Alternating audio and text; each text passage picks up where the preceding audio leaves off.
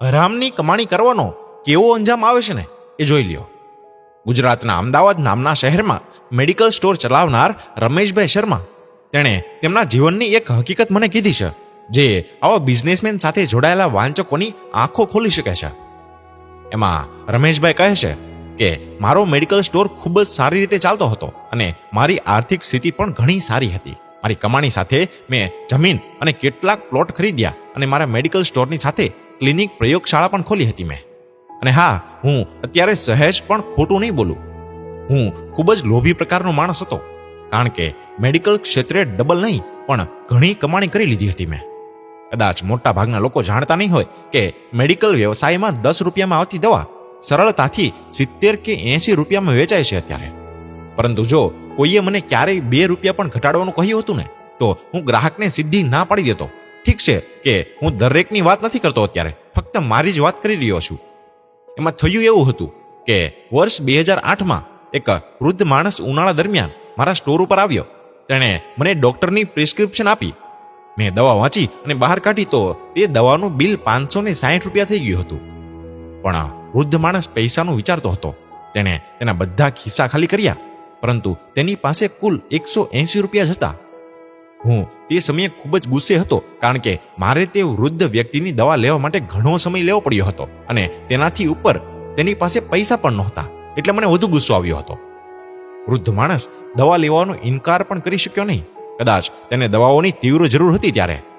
વૃદ્ધે કહ્યું કે ભાઈ, મને મદદ કરો ને, મારી પાસે પૈસા ઓછા છે અને મારી પત્ની ખૂબ જ બીમાર છે. મારે આ દવાની ખૂબ જ જરૂર પણ છે. અને હા, અમારા બાળકો પણ અમને પૂછતા નથી. હું વૃદ્ધાશ્રમમાં મારી પત્નીને મરતા જોઈ નહીં શકું. પ્લીઝ મારી હેલ્પ કરો ને. પરંતુ મેં તે સમયે વૃદ્ધાની વાત સાંભળી નહીં અને તેને દવા પાછું મૂકવાનું કહી દીધું. અને હા, એક વાત તો હું કહેતા ભૂલી જ ગયો. એ વાત એ કે હકીકતમાં તે વૃદ્ધ વ્યક્તિની દવાઓની કુલ રકમ 120 રૂપિયા જ હતી. ભલે મેં તેમાંથી 150 રૂપિયા લીધા હોત તો પણ મારે 30 રૂપિયાનો નફો કર્યો હોત. પણ મારા લોભે તે વૃદ્ધ લાચાર વ્યક્તિને પણ ન છોડ્યો. ત્યારે મારી દુકાન પર આવેલા બીજા ગ્રાહકે તેના ખિસ્સામાંથી પૈસા કાઢ્યા અને તે વૃદ્ધાની દવા ખરીદી લીધી. પરંતુ તેની પણ મારા ઉપર કોઈ અસર ન થઈ. મેં પૈસા લીધા અને વૃદ્ધાને દવા આપી. સમય જાય છે અને વર્ષ 2009 આવી ગયું. મારા એકમાત્ર પુત્રને મગજની ગાંઠ છે. પહેલા તો અમને ખબર નહોતી, પરંતુ જ્યારે તેનો ખ્યાલ આવ્યો ને, ત્યારે પુત્ર મૃત્યુની ધાર પર પહોંચી ગયો હતો. પૈસા વહેતા રહ્યા અને છોકરાની માંદગી વધુ ને વધુ વકરી ગઈ. પ્લોટ વેચ્યા, જમીન વેચી અને અંતે મેડિકલ સ્ટોર પણ વેચી લીધી. પરંતુ મારા પુત્રની તબિયત બિલકુલ સુધરી નહીં. તેનું ઓપરેશન પણ થઈ ગયું અને જ્યારે બધા જ પૈસા નીકળી ગયા ને હાથમાંથી, ત્યારે આખરે ડોક્ટરોએ મને ખાલી એટલું જ કીધું કે તમે તમારા દીકરાને ઘરે લઈ જઈ, બસ ખાલી તેની સેવા કરો. તે પછી મારા પુત્રનું 2012માં અવસાન થયું. આજીવન કમાવ્યા પછી પણ તેને હું બચાવી ન શક્યો. 2015માં હું લકવાગ્રસ્ત થઈ ગયો અને ઈજાઓ પણ થઈ મને ઘણી.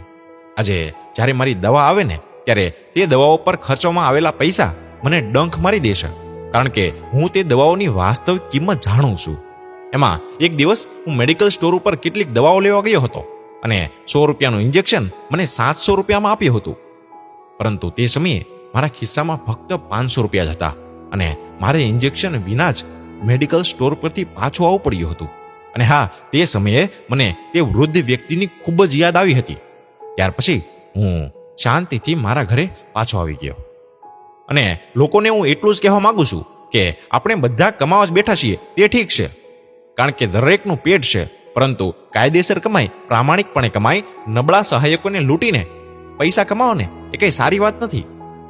કારણ કે નરક અને સ્વર્ગ ફક્ત ત્યાં જ નહીં, તે અહીંયા પણ ભોગવવું પડે છે. અને આજે હું નરક ભોગવી રહ્યો છું યાર. પૈસા તમને હંમેશા મદદ નહીં કરે. અને હા, હંમેશા ભગવાનનો ડર રાખીને ચાલો. તેમનો નિયમ મક્કમ છે, કારણ કે કેટલીક વાર નાના લોભ પણ આપણને મોટા દુઃખોમાં ધકેલી શકે છે. જો મિત્રો તમને આ વાત ગમી હોય તો વધુમાં વધુ શેર કરી, લાઈક કરી, અમારા પેજને ફોલો અથવા તો સબસ્ક્રાઇબ કરવાનું ન ભૂલતા. ધન્યવાદ.